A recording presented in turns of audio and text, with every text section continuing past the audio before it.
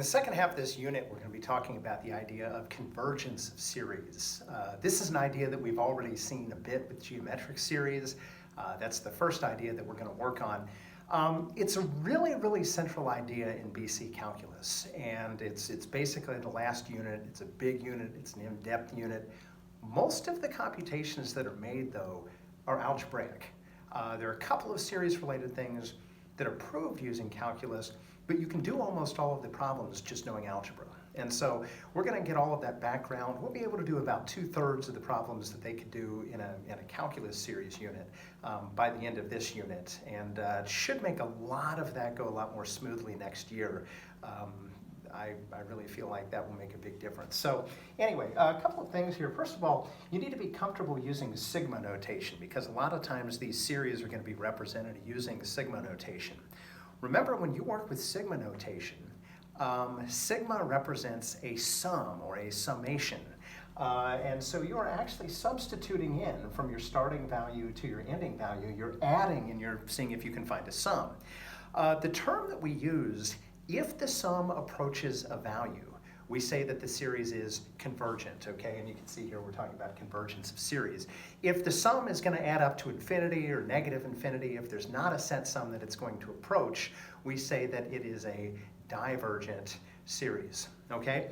So anyway, starting here, just to kind of review sigma notation, all you're doing is substituting numbers basically from 1 to infinity in here, but remember that sigma is a Greek S for sum.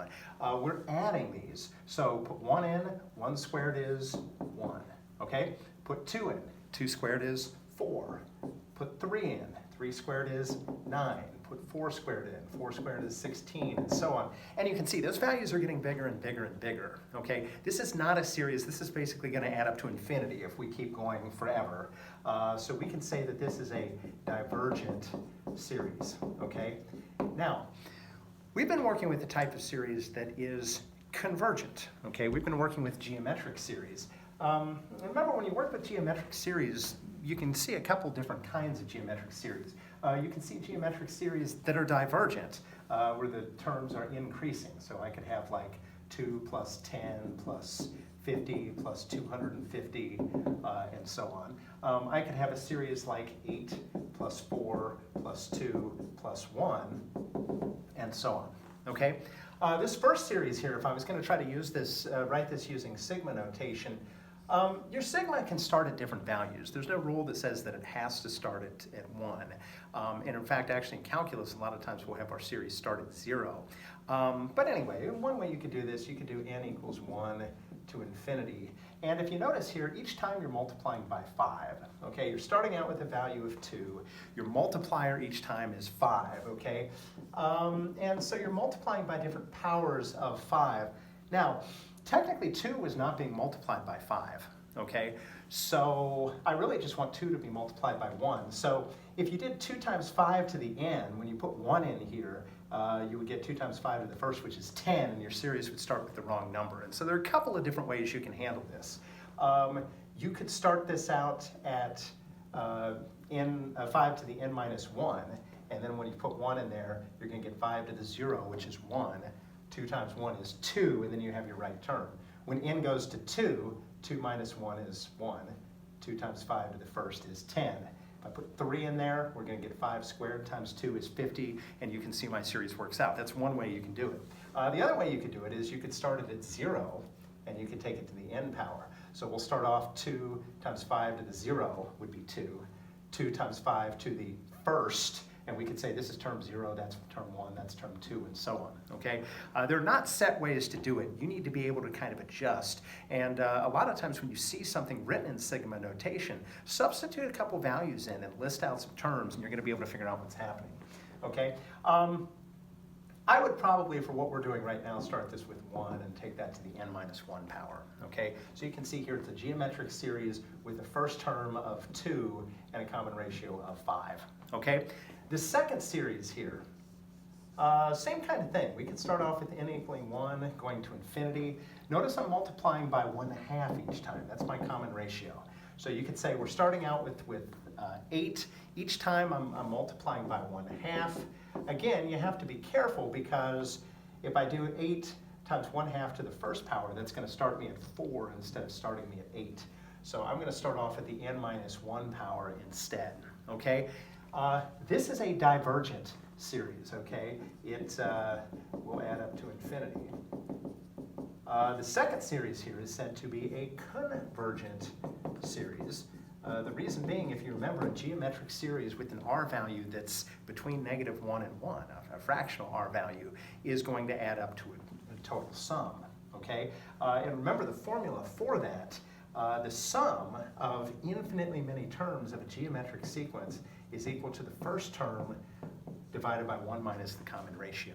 So in this case, we can actually find the sum here. It would be 8 over 1 minus an r value of 1/2.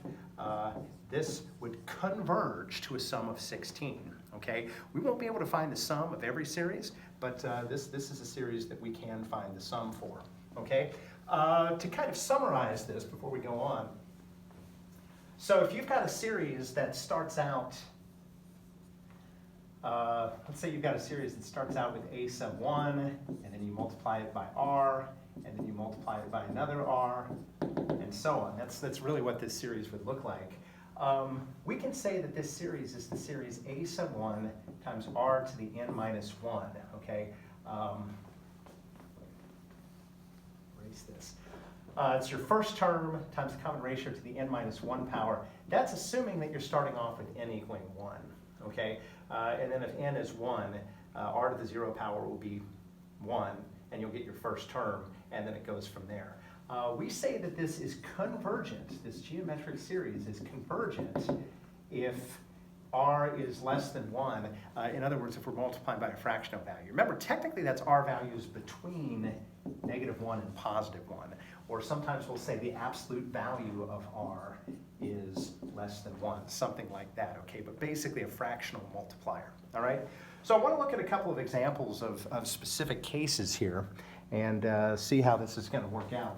All right, so I might give you something like the sum from n equals, let's actually do n equals 0 to infinity, okay? You'll be given 1 or 0 as your starting point. It really shouldn't matter that much. Let's say I had something like 4 to the n over 5 to the n, okay?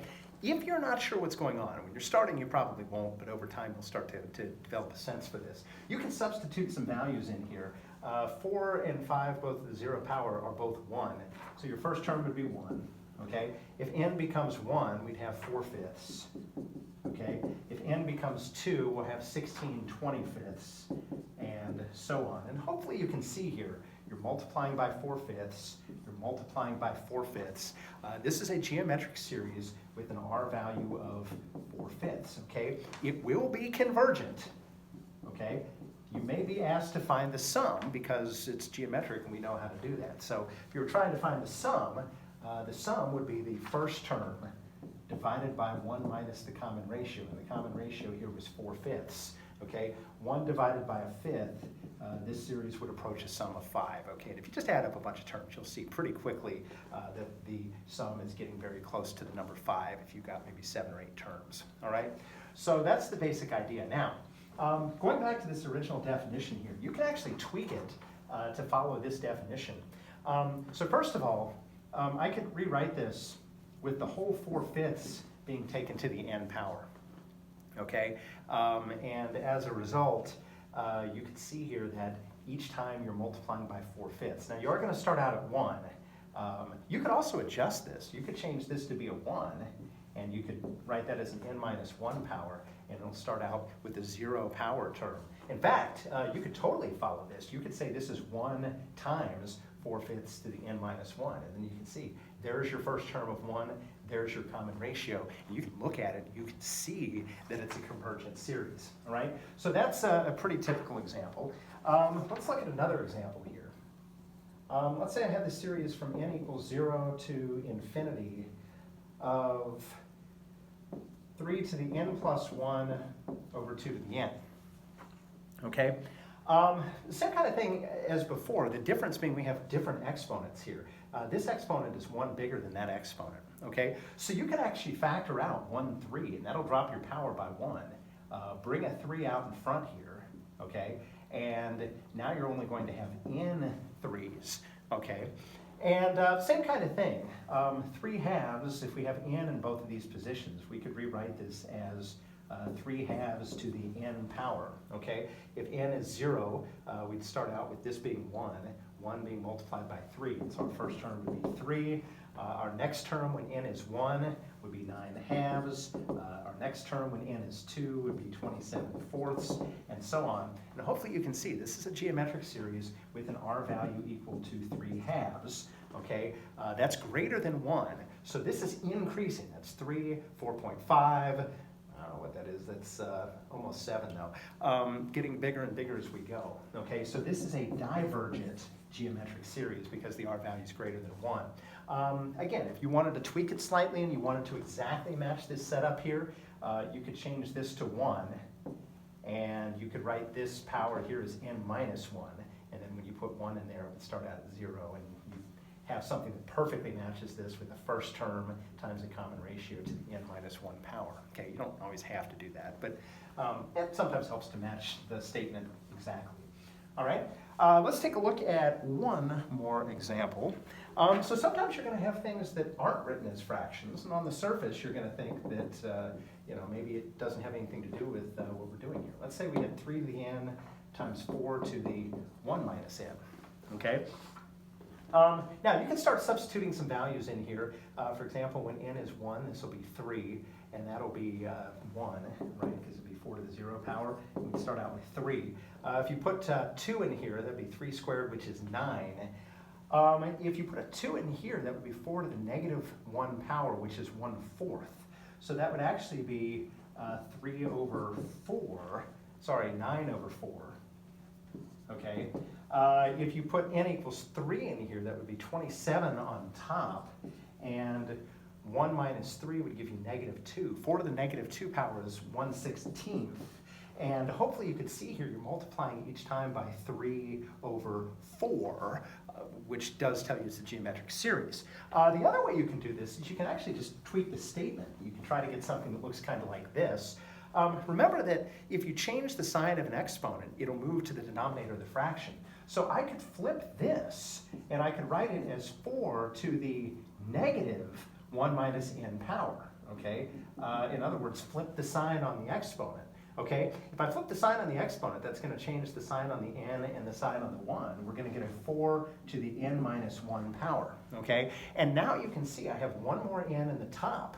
I could borrow 1/3, and I could bring it out in front, and that would drop that power down to 1. And then I have 3/4, both being taken to the same power. I can write this as 3/4 to the n minus 1 power. And so now you can see when n is equal to 1, this whole statement here is going to be 3/4 to the 0 power times 3, which is 3. And then you can see when n is equal to 2, you'll have 3 times 3/4, which is 9/4. And when n is equal to 3, you'll have 3 times 3/4 squared, which is going to be 27/16, and so on. Anyway, but the key here is you can look at the statement and see, oh, I'm starting out with the first term of 3. My common ratio is 3/4. My r value is less than 1. That's going to be a convergent geometric series, okay? And again, we can take our first term divided by 1 minus the common ratio of 3/4. Okay, that's going to be 3 divided by 1/4, which is 12, okay? So if you keep adding terms going out infinitely, this will approach a sum. We call it a limit, actually. It'll approach a limit of 12, okay? It'll get closer and closer to 12, but it will never surpass it, okay? So that's the idea. You're kind of trying to tweak these statements. Sometimes writing out some terms will work. Sometimes trying to kind of manipulate it into this type of setup. Where you've got something that you're consistently multiplying by. If you can see that value with an exponent, you can see your multiplier, and you can tell, is it between -1 and 1? If so, it's a convergent geometric series. If not, maybe it's a divergent series. So that's the basic introduction to geometric series. We're going to talk about lots of different kinds of series, but this is really common even on the AP exam. So really, really important idea to understand at the beginning of learning about series.